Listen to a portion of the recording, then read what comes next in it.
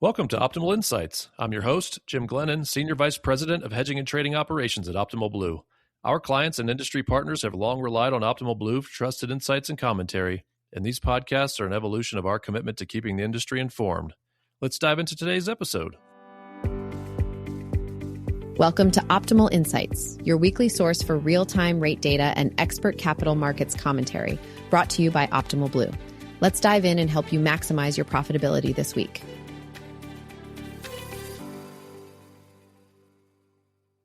All right. Welcome, everybody.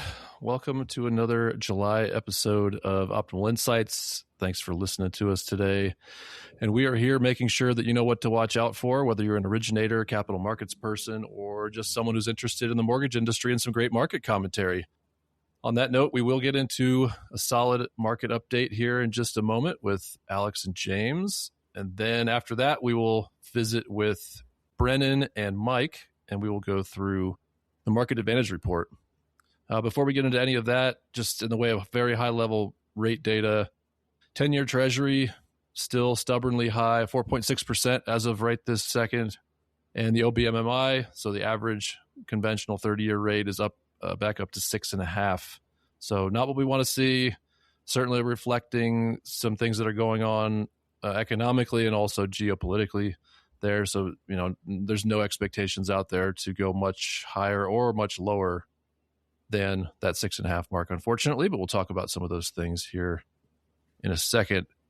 Welcome, gentlemen. Thanks for being here as always. Morning. How are you? Good. Hope you all had a good weekend. So let's talk through it. So a couple things happened last week, and then we've got a couple things to look forward to this week. One is that road to housing bill that we've been talking about off and on for, it feels like the last year, and I think that might be about right. This is the housing bill that, there's been various versions out there, as there is with any usually major law that gets changed or gets created. It bounces back between the House and the Senate and the Democrats and the Republicans, and the final bill was finally sent up to the president for signing a couple of weeks ago. So this is the bill that essentially looks to address the supply side of housing. So it has some low-income housing pieces in it. It has some sort of standardized regulation in it as well to try to streamline, if states adopt the framework of it, look to streamline building new neighborhoods, financing for housing, that sort of thing. It also has the much debated institutional investor ban in it. So essentially it's what it comes down to, or what it ended up being, was an institution cannot own more than 350 properties.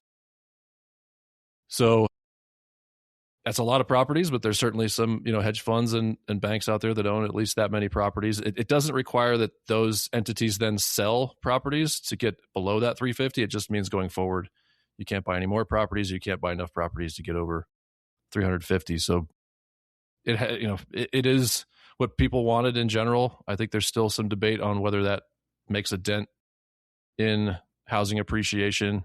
Some think that it's a bad idea because if we do have like a crash in housing prices, that there wouldn't be that institutional buyer to come in and save the day. But who knows? Well, I guess we'll find. Hopefully, won't have to find out on the low end if it creates that sort of demand issue.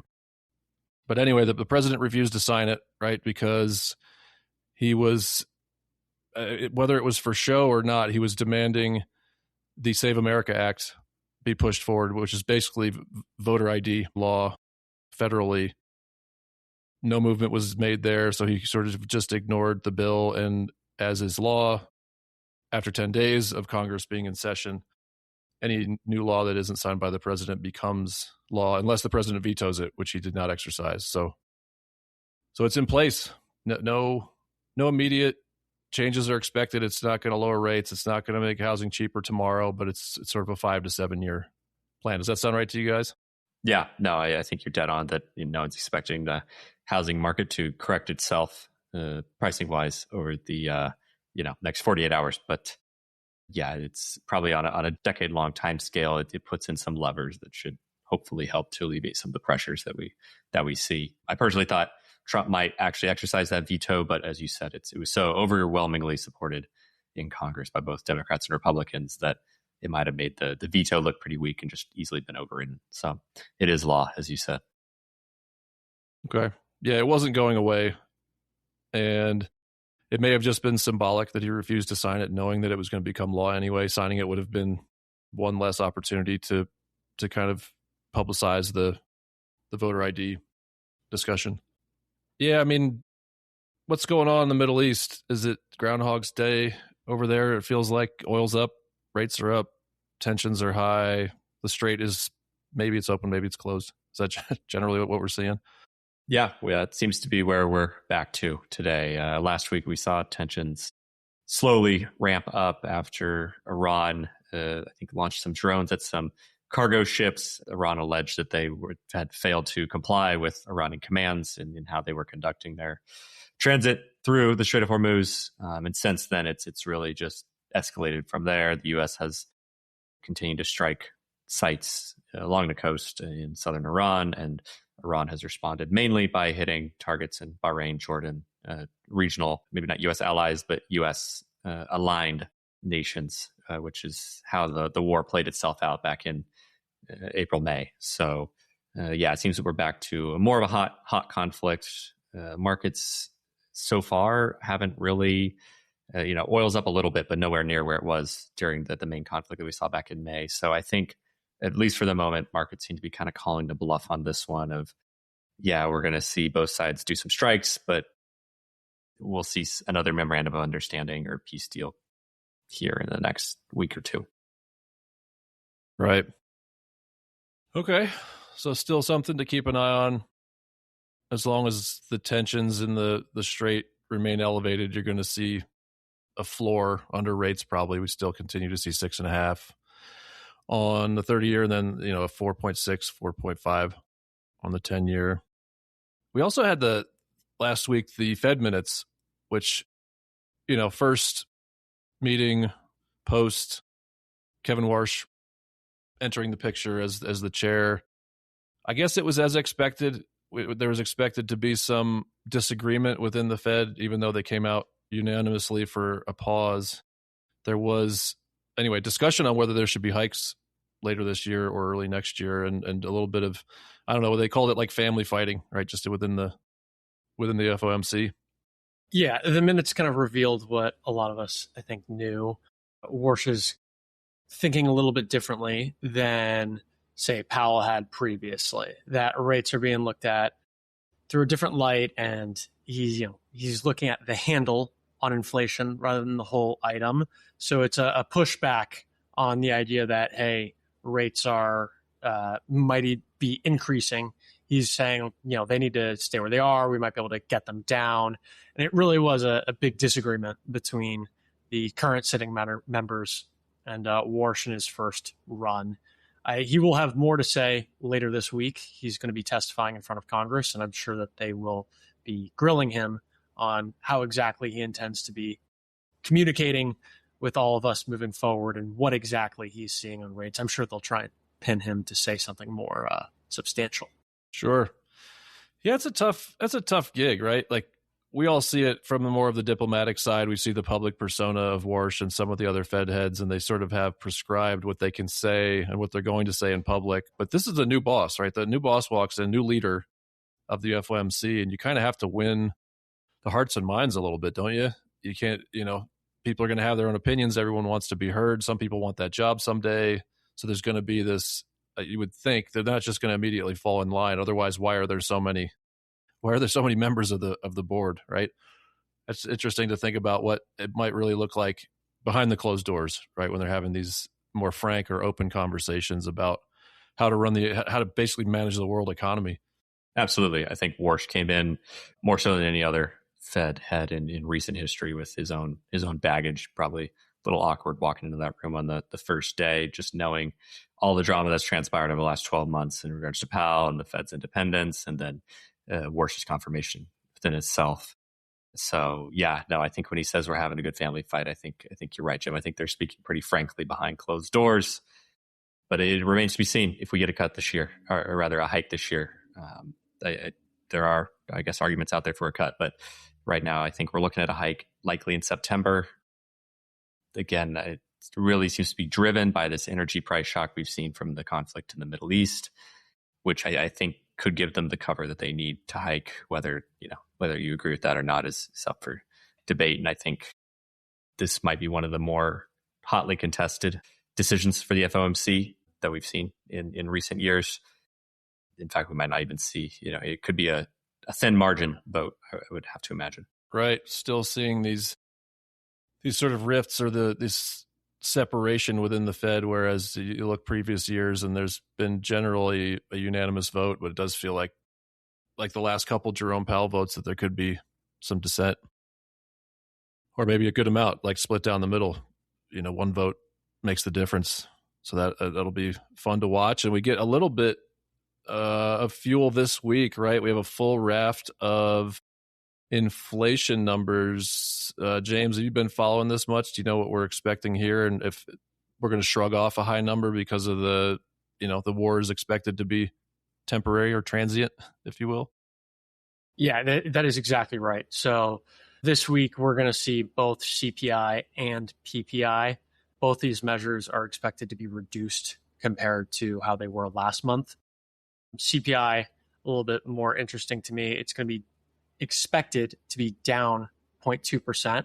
So as a year-over-year value, this would take us to about 2.8. Again, the idea that Warsh is looking at the handle rather than the whole number means he sees this as a 2, right? Rounding down. And that's right on target. So right where you'd want to be. I'm not sure I'd love that argument, but it is, it is below 3. It is below like a kind of a eyebrow raiser. Rates are far too high from where they want to be. It is with that price coming down as the ceasefire came, as ships started transporting through the Strait of Hormuz. Oil prices came down pretty dramatically. Gas prices still lagging, but they have come down from the mid 4s down to it's a $3.80 average in the state of Maryland. It's about the same, a little higher nationally. So gas prices are looking in the right direction. All of that, bleeds through. So we are going to see a shock the other way, prices coming down.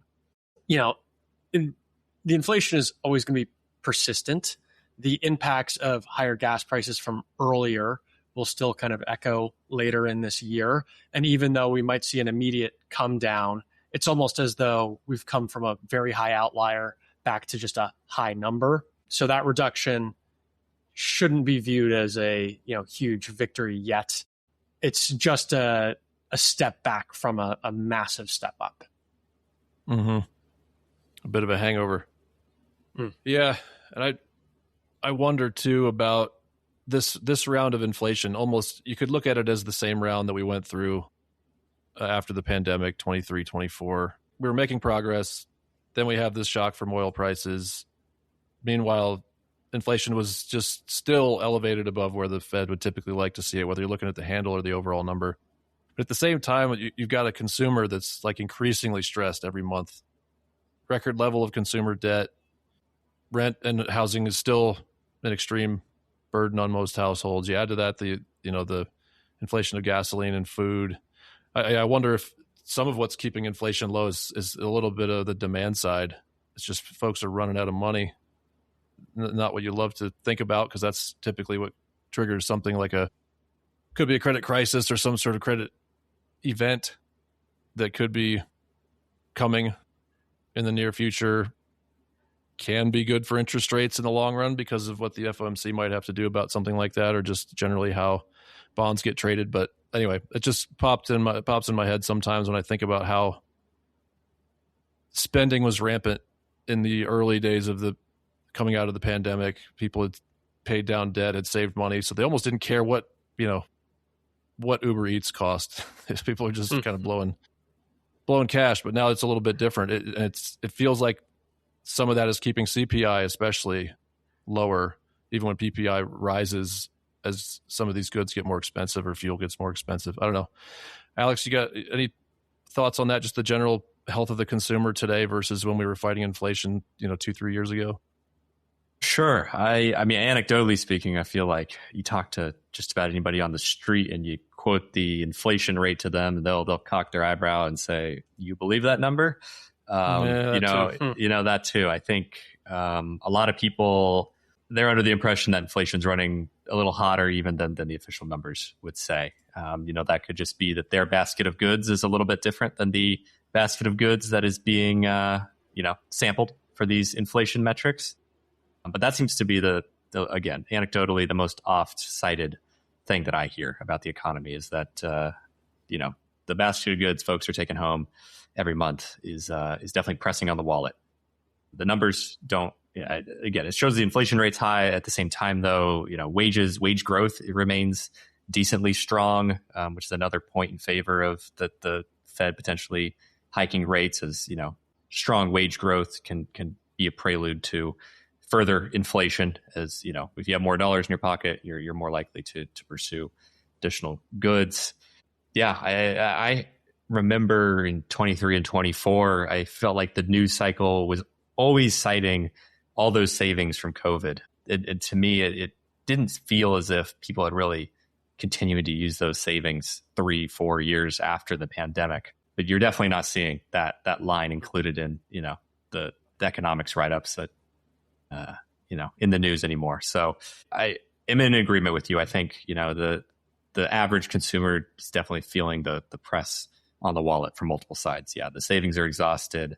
They, while the numbers that are being released look strong on paper, when it comes to reality, they don't feel that they're all that strong.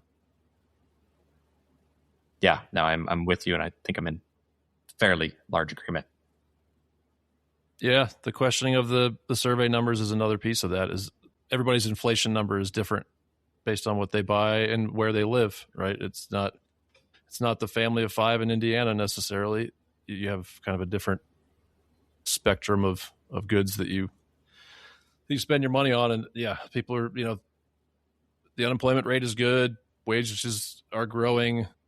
Corporate earnings are very good. So the stock market is performing well, but that doesn't necessarily translate to the average American doing well and thinking that the economy is doing well. And that's evident in almost any article you read and any poll about, as we lead up to an election later this year, people are not thrilled about what's going on with the economy, but they are exuberant about investing in some other areas where people are making money. All right. What else, gentlemen? Did we miss anything? I don't think so. Just keep your eye on those inflation numbers. They'll definitely be driving the next 60, 70 days of, economics talk and into the lead up for these FOMC meetings in July and September. Absolutely. All right. Next, we will hear from Brennan and Mike. They will give us the lowdown and the highlights of the Market Advantage Report. Let's kick it over to them. Thanks, gentlemen. Thanks, Jim. Thank you. Welcome, everyone, to the June Market Advantage Data Summary. We had another exciting month here with lots of data changes and new trends to call out. Brennan, you want to kick us off with the origination trends? Yeah, absolutely. Happy, July now to everyone. Hope everybody had a good 4th of July holiday. June, optimism was in the air. So we had lock activity pretty strong, despite some slightly higher rate environments to deal with sort of across the board. Total lock volume rose 9.7% month over month, nearly 15% from the same time in 2025. Purchase activity continued to lead the markets. I think we had a strong kind of like late spring, early summer push on the home buying market. Purchase volumes increased 10% from May and nearly 14% versus June of last year. Cash out refi volumes grew 11% month over month and 10% year over year. And rate term refi activity increased 6% from May and approximately 32% from the same period last year. So not necessarily a better month, but I think we did see some pickup, maybe an extra business day in there, but just generally speaking, some good optimism in June. Refi activity is representing about 18 to 19% of total lock volume. It's basically unchanged from May, but it's certainly materially higher than some of the other months that we saw. And in years gone by, purchase loans accounting for the rest of that, just over 81% of total production. Mortgage rates, like I said, mixed. The conforming 30-year rate, the benchmark that Optimal Blue offers, that's the benchmark that sits behind the CME mortgage rate futures, that finished June at 6.45%, up a bip over the same for the end of May and 10 bips above March level. So we're quite a bit higher than where we finished Q1, but still 22 basis points lower than June of 2025. FHA rates increased a couple of bips to finish the month at 6.29. VA rates declined, mostly flat, 2 bips to 6.03. And jumbo rates, this is where we did see some improvement, fell 30 bips to 6.4%. So some of the non-agency production certainly benefited from a downturn or a downtick in jumbo rates. The 10-year finished the month at 4.44%, roughly flat. And the spread between the 10-year and the 30-year mortgage rate sat around 200 basis points, pretty similar to where it's been the last couple of months. I would say, looking at this purchase lock volume as we get into the late spring, early summer buying season, we're up 14% year over year and really reached its highest level since spring. So I think that's where a lot of the optimism is coming from. In terms of loan amount, we're creeping back. We had hit $400,000 earlier in the year, fell back, and we were at $399,000 in June. So very high. I mean, it's not necessarily great from a first-time home buyer or affordability perspective, but in terms of origination volume, seeing those loan volumes tick higher is a nice sign. Product mix continued to shift away from agency lending. Conforming share fell to just below 49% of total production. So we're consistently now here under 50% of production going to Fannie and Freddie eligible products. Non-conforming lending continuing to expand. As I mentioned, the jumbo rates were quite a bit lower in June. So that's non-conforming is inclusive of both jumbo and non-QM lending. Expanded to 19.3% of volume, highest share in a number of years, and reflected continued demand for those products I mentioned. FHA represented 18.7%, and VAs were about 12.5% of total production. Last point I would make here is that property type trends. So we did see, it's sort of gone in waves since 2022 of how much of the new housing stock is driving the purchase market. So we track planned unit developments, PUDs, and they're a pretty good proxy on our platform for new construction activity. And we're up to 28% of total volume in June. So continues to tick a little bit higher. We've seen this sort of new build story ebb and flow. And it's an interesting one as we get into the summer months and we start to see more new home builds come on the market. So it'll be interesting to see how much of new construction sort of takes over the share of new properties or the purchase demand in summer of 2026. And with that, I think I'll pass it back to you, Mike. What are we seeing on the secondary side? Thanks, Brennan. The big story kind of starting off this month was kind of a tale of two stories with best effort mandatory spread. So just to remind folks, that's the spread between a best effort lock and selling a loan in the secondary market. And it's effectively how investors look at the hedge cost or the ability of moving that interest rate risk off their books to a lender to manage, right? And that's where a lot of our hedging solutions come in to really make those economics make sense. And we saw the conventional 30-year best effort mandatory spread drop 9 basis points from 40 to 31, while we saw the government 30 actually increase 6 basis points from 12 to 18 basis points. So kind of hard to say what the exact factor is. Maybe we're seeing some volatility go down, but to see both of those move in different directions is definitely a trend for us to keep an eye on going into next month. Another one that's a kind of a continuation of previous trends was the shift away from agency MBS securitizations. We saw that drop another percentage point this month to 40% of loan sales. This was closer to 50 about 4 months ago, and we've seen both the aggregator share and the agency cash window share take away from that.